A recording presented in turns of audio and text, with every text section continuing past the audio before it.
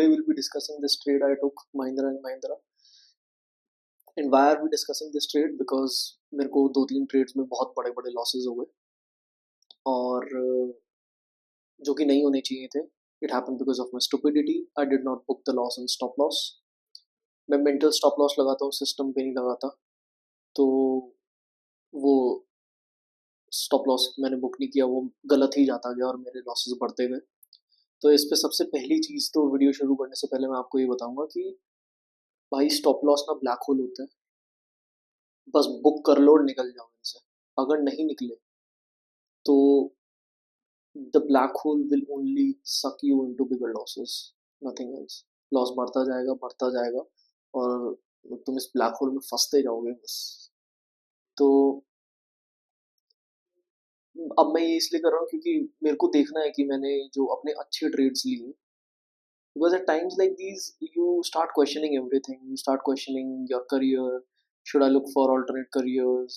मुझसे हो भी रहा है या नहीं हो रहा, मैं कर भी पाऊंगा या नहीं कर पाऊंगा. ऐसे टाइम पे अपने कुछ अच्छे ट्रेड्स देखने में अच्छा लगता है और कॉन्फिडेंस बूस्ट होता है कि नहीं यार तू कर सकता है. तो उससे आपको भी सीखने को मिलेगा कि हम एक अच्छा ट्रेड कैसे ले सकते हैं. So let's get back to the trade. So I stumbled upon this trade because the whole market was down. It was a bear market and the stock was not falling. Mahindra and Mahindra गिर ही नहीं रहा था. Mahindra and Mahindra मेरे को पता है एक अच्छी कंपनी है, ऑटोमोटिव मैन्युफैक्चरर है, कार्स भी बनाती है, ट्रैक्टर्स भी बनाती है, ट्रैक्टर्स डिवीजन में मार्केट लीडर है, बहुत बड़ा मार्केट शेयर है इसके पास, फुल डोमिनेट करती है, कार्स में भी एक अच्छा स्ट्रॉन्ग होल्ड है. तो कंपनी अच्छी है, नो वंडर ये गिरी. इसके फाइनेंशियल्स भी अच्छे हैं. बट बेयर मार्केट में तो यार सब गिरता है. ये देखो, ये निफ्टी है, ये यहाँ से गिरना शुरू हुआ और स्टॉक को लगभग मैंने कहीं यहीं आसपास मैंने नोटिस किया था. भाई सब गिर रहा है, पूरी पूरी की पूरी मार्केट इतनी ज्यादा गिर चुकी है. And look at this stock, गिर ही नहीं रहा है, कंसोलिडेट हो रहा है, वो भी ऊपर की तरफ. तो मैंने इसको एनालिसिस करने का सोचा. तो सबसे पहले मैंने ये दो ट्रेंड लाइन बनाई, ये रेजिस्टेंस की और ये सपोर्ट की. उसके बाद मैंने एक चीज नोटिस करी कि ये ना अक्यूमुलेशन फेज में. अक्यूमुलेशन फेज क्या होता है? जब बहुत सारे इंस्टीट्यूशंस खरीद रहे होते हैं ना, तो वो ऐसा नहीं है कि स्टॉक ऊपर जाए जा रहा है और वो खरीदे जा रहे हैं. वो लोग कंसोलिडेशन में खरीदते हैं. अगर वो बेच रहे हैं तो भी कंसोलिडेशन में बेचते हैं, अगर वो खरीद रहे हैं तो भी कंसोलिडेशन में खरीदते हैं, जब स्टॉक साइडवेज जा रहा होता है. सो आप उसको नोटिस कैसे कर सकते हो? Every time stock goes up, volume बढ़ती है, ग्रीन वॉल्यूम बार आती है. And every time stock goes down, big red volume bars आती है. तो ये कंसोलिडेशन फेज में हो रहा होता है. तो आप नोटिस कर लोगे कि एक्यूमुलेशन हो रहा है या डिस्ट्रीब्यूशन हो रहा है. यहाँ पर देखो, 20 सितंबर से लेके मतलब यहाँ तक 8 अक्टूबर तक बाइंग हुई है इसमें. सिर्फ 2 रेड वॉल्यूम्स है, बाकी सारी ग्रीन वॉल्यूम्स है और सारी green volumes above average. In fact इस कंसोलिडेशन में आप बाद में भी देखोगे तो कितनी सारी ग्रीन वॉल्यूम्स हैं अबव एवरेज. जब भी वॉल्यूम अबव एवरेज हो रही है वो ग्रीन हो रही है. And there are very few red big volumes. Accumulation, institutions are buying, consolidation हो रहा है, बिग ग्रीन वॉल्यूम्स आ रही हैं. जब भी स्टॉक गिर रहा है बहुत ही कम वॉल्यूम के साथ गिर रहा है, और जब भी बढ़ रहा है बहुत बड़ी बड़ी वॉल्यूम्स के साथ, ग्रीन वॉल्यूम के साथ बढ़ रहा है. तो ये तो हमको पता लग गया कि इंस्टीट्यूशंस आर बाइंग. तो मेरे को लगा चलो देखते हैं क्या होता है स्टॉक के साथ. चलो देखते हैं. स्टॉक ऊपर गया और ऊपर गया. ये फोर्थ ऑफ फरवरी को हमको पहली रेड कैंडल स्टिक दिखी है. इतने दिनों से सिर्फ और सिर्फ ग्रीन कैंडल स्टिक दिख रही थी और स्टॉक 12-13% ऊपर जा चुका था. तो ये पहली रेड कैंडल स्टिक है, वो भी गैप अप के बाद. ये एक बहुत बड़ा रेड फ्लैग होता है किसी भी स्टॉक में. और I am looking for a red flag. Why? क्योंकि मैं ये बेट लगाना चाहता हूँ कि स्टॉक नीचे जाएगा. I want to short the stock, क्योंकि बेयर मार्केट चल रही है. बेयर मार्केट में ना मतलब स्टॉक को बढ़ने के चांस बहुत कम होते हैं. तो you should not bet a lot on stocks going up, you should bet more on stocks going down. अभी इसमें एनालिसिस करते हैं. मैंने सोचा चलो अब हम एनालिसिस करते हैं कि क्या हो रहा है. मैं 1-2 दिन और आगे कर देता हूँ. ये इसके बाद मैंने अपना एनालिसिस करना शुरू किया क्योंकि ये जो 5 फरवरी वाली कैंडल देख रहे हो ना, यहाँ मैंने ट्रेड लेने का सोचा था, इस पे बिग रेड वॉल्यूम रेजिस्टेंस पे है। चलो मैं आपको एनालिसिस के साथ ही दिखाता हूँ। ये था मेरा एनालिसिस। मैं ट्रेड प्लान बनाता हूँ, मैं जब भी किसी ट्रेड में घुस रहा होता हूँ, मैं एक ट्रेड प्लान जरूर बनाता हूँ ताकि मेरी आंखों के सामने रहे कि मैंने ये ट्रेड क्यों लिया था, क्या गलत हो सकता है, कब निकलना है, सब चीज लिख के रखता हूँ। This is what I wrote. When is the trade wrong, ये मैं सबसे पहले इसलिए लिखता हूँ क्योंकि हमको सबसे पहले पता होना चाहिए कि गलत कब जाएगा और हमको निकलना कब है, ब्लैक होल में नहीं फंसना। तो हमको पूरा का पूरा फोकस ही होना चाहिए कि बस ब्लैक होल में नहीं फंसना। तो इसलिए सबसे पहले लिखा हुआ है कि हम ब्लैक होल में कैसे फंस सकते हैं। When is the trade wrong, earnings can push it up. 7 फरवरी को इसकी अर्निंग्स आनी है, क्या पता अर्निंग्स बहुत अच्छी आए और स्टॉक सरप्राइजिंगली अच्छे आए और स्टॉक ऊपर जाना शुरू कर दे। This might be a consolidation before upward movement. मैंने आपको बताया था कंसोलिडेट हो रहा है, अक्यूमुलेट हो रहा है। इंस्टीट्यूशन जिसको खरीद रहे हैं तो ये और ऊपर भी जा सकता है। इंस्टीट्यूशन कभी भी स्टॉक गिरने के लिए नहीं खरीदते, इंस्टीट्यूशन स्टॉक खरीदते हैं कि स्टॉक ऊपर जाए। Shorting stock at all time high, ATH all time high, ये इसलिए क्योंकि इस दिन के पास्ट में जिसने भी स्टॉक खरीदा है वो प्रॉफिट में ही है। इससे पहले जिसने भी स्टॉक खरीदा है प्रॉफिट में है। क्यों? क्योंकि स्टॉक ऑल टाइम हाई पर है। कोई बंदा किसी बंदे को किसी स्टॉक में प्रॉफिट हो रहा है, वो बेचेगा क्यों वाला? कोई भी नहीं बेचेगा। तो ऑल टाइम हाई पर स्टॉक का नीचे जाना बड़ा मुश्किल होता है। ये तीन चीज गलत हो सकती है। ट्रेड लेना क्यों है? निफ्टी और स्टॉक दोनों डाउन ट्रेंड में है। आप ये देखो निफ्टी कैसे डाउन ट्रेंड में है, और ये देखो 5 फरवरी को निफ्टी ने अपने रेजिस्टेंस को रेस्पेक्ट किया, 6 फरवरी को रेजिस्टेंस से नीचे आना शुरू किया। तो निफ्टी भी मैं सोच रहा था नीचे जाएगा।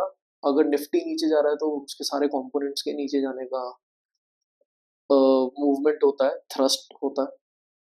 रेजिस्टेंस एंड साइडवेज मूवमेंट ये हम डिस्कस कर चुके हैं। मैं ये भी देखता हूँ इंडिकेटर्स क्या कह रहे हैं। RSI was declining on hourly. If you go to hourly chart, then you will notice कि जो स्टॉक का रिलेटिव स्ट्रेंथ है वो यहाँ देखो नीचे, यहाँ 80 से 55 पर पहुंच चुका है। स्टॉक में स्ट्रेंथ गिर रहा है और स्टॉक कंसोलिडेट हो रहा है। इसका मतलब स्टॉक में अब जान नहीं है। तो गुड, मेरे लिए तो अच्छा है। स्टॉक ऐसे में गिरने के चांसेस बहुत बढ़ जाते हैं। और जब मैंने ट्रेड लिया 6 फरवरी को, तो स्टॉक अपने आवरली में बिलो 21 EM में था। आवरली में दोबारा जाओ, मैंने आपको पिछली वीडियो में सिखाया था कि EMAs एक सीमेंट ब्लॉक होते हैं। अगर स्टॉक इनके ऊपर होता है तो वो इनके सपोर्ट लेके बार बार ऊपर जाता रहता है। अगर स्टॉक इनके नीचे होता है तो सीमेंट ब्लॉक को पेनिट्रेट करना मुश्किल होता है, इनको रेजिस्टेंस बनाता रहता है और नीचे जाता रहता है। As you can see on 6 February this stock came below, zoom करो, stock came below 9 and 21 EM। और जूम करो, ये रहा 9 EM है, ये रहा 21 EM है। स्टॉक इनके नीचे आ चुका है, यहाँ मैंने ट्रेड लिया था। ठीक है, तो सब कुछ सही जा रहा है। RSI गिर रहा है, 9 और 21 EM के नीचे आ रहा है, मैंने ट्रेड लिया। मैं अपनी फुल पोजीशन एंटर नहीं करी थी, मैंने अपनी हाफ पोजीशन एंटर करी थी। वाई? क्योंकि अगर मैं फुल पोजीशन एंटर कर रहा हूँ, for me it's a bet, in my opinion it's a bet, कि अब तो आर या पार देखी जाएगी। ऐसे नहीं होता, this is not how you take a trade. ये भी एक आर्ट है, पोजीशन साइजिंग भी एक आर्ट है कि आप आधी पोजीशन में घुसो।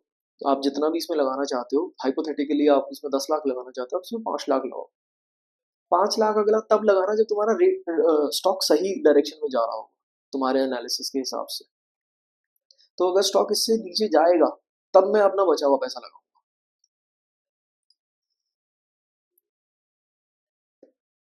अभी मैं आपको रीजन दिखाऊंगा कि ऐसा क्यों। एक इसी ट्रेड में एग्जांपल दिखाऊंगा, इसी ट्रेड में एग्जांपल है, ये देख लो। अगले दिन बिग वॉल्यूम के साथ स्टॉक ऊपर जाना शुरू कर दिया। अगर मैं इसमें अपनी फुल पोजीशन से साथ होता तो मैं थोड़ा घबरा जाता कि यार ये तो मेरे स्टॉप लॉस की तरफ जा रहा है। It is very close to my stop loss, it briefly touched my stop loss, but अब the day closed very near to the stop loss. मैं घबरा जाता, पर मैं घबराया क्यों नहीं? क्योंकि मैं 50% पोजीशन के साथ ही था। अब ये देखो, इससे अगला मैंने आपको बताया था मैं मेंटल स्टॉप लॉस लेता हूँ, मैं कभी भी सिस्टम में नहीं डालता। This is the reason why. ये जो विक देख रहे हो, अगर मैंने यहाँ सिस्टम में स्टॉप लॉस डाला होता ना, इस विक की वजह से, यहाँ ये इस विक की वजह से, ये विक है, इसकी वजह से मेरा स्टॉप लॉस हिट हो जाता और मैं पोजीशन से निकल जाता, लेकिन मैं मेंटल स्टॉप लॉस लगाता हूँ जिसकी वजह से मैं अभी भी बड़े बड़े लॉसेस लिए हैं, क्योंकि मेंटल स्टॉप लॉस और भी ज़्यादा टफ होता है। तो अब ये ट्रेड मेरी तरफ जाना शुरू कर दिया है, ये देख लो 10 लेकिन अभी भी मेरी ब्रेक इवन पे है, नो प्रॉफिट नो लॉस पे, अभी नहीं बढ़ाना है, ज़्यादा एक्साइटेड नहीं होना। 11 को मैं अपनी पोजीशन बढ़ाता हूँ, ये देखो यहाँ पर आधी यहाँ ली इसके एंड पे, आधी यहाँ ली इसके एंड पे, तो मेरा एवरेज यहाँ पर आ गया कहीं इन दोनों के बीच में। क्यों? कि आधा पूरा पोजीशन मैंने तब लिया है जब आई एम श्योर कि अब मेरा एनालिसिस ठीक है। अब to maximise my profit I increase my position further on 14th February on this candle. अब मैं अपने इसको थोड़ा साइड पे कर देता हूँ। ब्रीफली मैं आपको रुक के ये बताता हूँ कि मैंने स्टॉप लॉस और टारगेट कैसे सेट किया है। स्टॉप लॉस मैंने ऐसे सेट किया है कि ये रेजिस्टेंस है, रेजिस्टेंस के ऊपर जाएगा तो मेरा ट्रेड बिल्कुल गलत है, एनालिसिस गलत है, और रेजिस्टेंस को मैंने स्टॉप लॉस बनाया और टारगेट मैंने इसको बनाया है, इस लॉस को। क्यों? मतलब इस लो को मैंने इसको अपना टारगेट क्यों बनाया? क्योंकि वैसे तो स्टॉक यहाँ तक जाना चाहिए, लेकिन मेरे को कुछ प्रॉफिट चाहिए था। I was not willing to risk कि भाई स्टॉक जैसे यहाँ से बाउंस हो गया है कि ये दोबारा बाउंस होकर ऊपर चला जाए। I did not want to risk that, तो मैंने इसलिए यहीं तक का टारगेट बनाया। देखो ये 2 बार यहाँ से ऊपर जा चुका है, एक बार ये, एक बार ये, तो मैंने यहीं तक का टारगेट बनाया। क्या पता दोबारा यहाँ से सपोर्ट लेके ऊपर चला जाए, है ना? तो ये था मेरा स्टॉप लॉस। खैर, getting back to the position, एक ट्रेड मैंने लिया 6 February को यहाँ पर हाफ पोजीशन के साथ, पोजीशन साइज के साथ। अगला हाफ मैंने तब ऐड किया जब स्टॉक मेरा सही डायरेक्शन में जा रहा था मेरे एनालिसिस के हिसाब से 11 Feb को यहाँ, तो मेरा एवरेज लगभग यहाँ पर आ गया, इसके अराउंड 3124 के अराउंड। फिर ये स्टॉक नीचे गया नीचे गया, फिर मैंने 14th को दोबारा ऐड ऑन किया, जबकि मेरे को ऐड ऑन करना चाहिए था 12th को। मैं आपको बताता हूँ ऐसा क्यों। याद है हमने आवरली पे क्या सोच के ट्रेड लिया था कि देखते हैं below 21 EMA, stock is below 21 EMA, वो आवरली पे था और हम इसको ग्रीन साइन मान रहे थे, अच्छी बात मान रहे थे, मतलब हमारे एनालिसिस के हिसाब से। अगर ये डेली में भी 21 और 9 EMA के नीचे है तो ये तो और भी ज्यादा अच्छी बात होगी। जितना टाइम फ्रेम बढ़ता रहता है उतनी कैंडल्स और स्ट्रांग होती है। अगर वो आवरली में 9 और 21 EMA के नीचे है, गुड। अगर डेली के 91 और 9 और 21 EMA के नीचे, इवन बेटर। तो मेरे को यही 12th को ही ट्रेड ले लेना चाहिए था, जबकि मैंने 14th को लिया। कोई बात नहीं, happens, no trade is perfect. तो ये मैं 3 बार एंटर किया है, 6 तारीख को, 11 तारीख को और 14 तारीख को। मैंने 14 तारीख को एंटर क्यों किया पता है? वैसे तो मेरी पोजीशन कंप्लीट हो गई थी 11 तारीख को, मैंने 14 तारीख को एंटर इसलिए किया है क्योंकि भाई मैक्सिमाइज योर प्रॉफिट्स। जो जब मेरे ट्रेड के हिसाब से, मेरे एनालिसिस के हिसाब से चीज सही जा रही होती है, ठीक है ना, आई बेट बिग, मेरे को ज्यादा से ज्यादा प्रॉफिट चाहिए। फिर अब मैं आपको बताता हूँ कि मैंने एग्जिट कैसे किया इस पोजीशन को। This is the day, 17th को देख रहे हो कितनी बड़ी वॉल्यूम के साथ ये कैंडल है। तो मैंने ट्रेड इस दिन के बीच में कहीं अपने टारगेट के आसपास, इनफैक्ट मैंने आई थिंक 17th के एंड पे ही लिया था। यहाँ मैंने अपना पोजीशन एग्जिट कर दिया, पूरा नहीं, हाफ। ये भी एक गेम है, देखा मैंने अपना हाफ पोजीशन एग्जिट क्यों किया? क्योंकि एक बार ना मेरे साथ कोफॉर्ज में हो चुका है, मैंने एक लॉन्ग ट्रेड लिया था इस एनालिसिस से कि स्टॉक ऊपर जाएगा, एंटर किया, टारगेट हिट किया और मैंने अपना पोजीशन हटा लिया। और जबकि उसके बाद ट्रेड 15 दिन वो स्टॉक ऊपर ही जाता था। अगर मैंने अपना सिर्फ आधा पोजीशन हटाया होता ना, और आधा मैं अभी भी चेक कर रहा होता कि देखते हैं आगे क्या होता, तो मेरे को बचे हुए आधे पोजीशन पे बहुत तगड़ा प्रॉफिट हो जाता, मतलब डबल ट्रिपल हो जाता मेरा पैसा, इतना प्रॉफिट होता, जो कि मैंने मिस कर दिया। So to not repeat that mistake, मैंने 17th को अपनी आधी पोजीशन एग्जिट करी। जो भी मेरा पोजीशन का टोटल था 6 February plus 11 February plus 14 February, उसका आधा मैंने एग्जिट किया जस्ट टू चेक कि क्या होना है। वाई? इसलिए क्योंकि ऑलरेडी बियर मार्केट चल रही है, सारे स्टॉक नीचे जा रहे हैं, सपोर्ट वीक होते हैं, तो क्या पता वो सपोर्ट को तोड़ के और नीचे जाना शुरू कर दे। तो मैंने यहाँ पर अपना आधा एग्जिट कर लिया, और बचा हुआ आधा का देखते हैं क्या हुआ। ये देखो, बढ़िया बढ़िया, मैंने यहाँ तक एवरीथिंग इज गोइंग राइट, मैंने इस कैंडल पे फिर अपना बचा हुआ आधा एग्जिट कर दिया। क्यों? क्योंकि देखो सपोर्ट पे है, बिग वॉल्यूम के साथ इतनी बड़ी green candle, I was like हो गया भाई, इसके बाद शायद ये ऊपर जाना शुरू कर दे। तो आधा पोजीशन मैंने यहाँ 17th को इस एरिया के आसपास लिया, और आधा मैंने यहाँ एग्जिट किया, आधा यहाँ एग्जिट किया, आधा यहाँ एग्जिट किया। तो अगर आप नोटिस करोगे क्लोजली तो देखो 17th के एंड पे मैंने जिस रेट पे एग्जिट किया था ना, मैंने उसी रेट पे 20th को एग्जिट किया। तो इससे बेटर 17th को एग्जिट कर लेता, राइट? रॉन्ग। ऐसा इसलिए क्योंकि ये तरीका नहीं है, भले ही सेम रेट पे एग्जिट किया हो, क्या पता नीचे जाता रहता। So this is just not the right way to do it. वो तो आ गया ऊपर सेम रेट पे, नहीं आता तो फिर आप बोलते अरे वाह अच्छा किया, आधा ही पोजीशन एग्जिट किया था, है ना?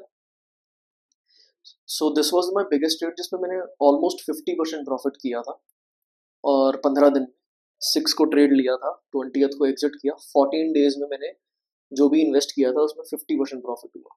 अब आप बोलोगे 50 कैसे? 10% स्टॉक गिरा है, और मैं फ्यूचर्स में ट्रेड करता हूँ जिसमें आपको 5x मार्जिन मिलता है। हाइपोथेटिकली अगर आप 1 लाख लगा रहे हो तो आपको 5 लाख तक का ट्रेड ले सकते हो, मार्जिन लेवरेज बोलते हैं इसको। अगर आप 10 लाख रुपए लगा रहे हो तो आपको 50 लाख तक के शेयर लेने का लेवरेज मिलता है, इसको बोलते हैं मार्जिन। तो मैंने जितना भी पैसा लगाया था उसका 5 गुना मेरे को अलॉट हुए थे। प्रॉफिट 5 गुने पे होता है, तो याद रखना कि लॉस भी 5 ही गुने पे होता है। कहीं आप सोचो अरे वाह ये तो बहुत अच्छी बात है, मैंने आपको प्रॉफिट वाला ट्रेड बताया, so you must be thinking बहुत अच्छी बात है, ये तो 5 गुना प्रॉफिट हो रहा है। अगर मैंने 10 लाख लगाया है और मेरे को 50 लाख पे प्रॉफिट हो रहा है, तो टेक्निकली 5 गुना प्रॉफिट हो गया।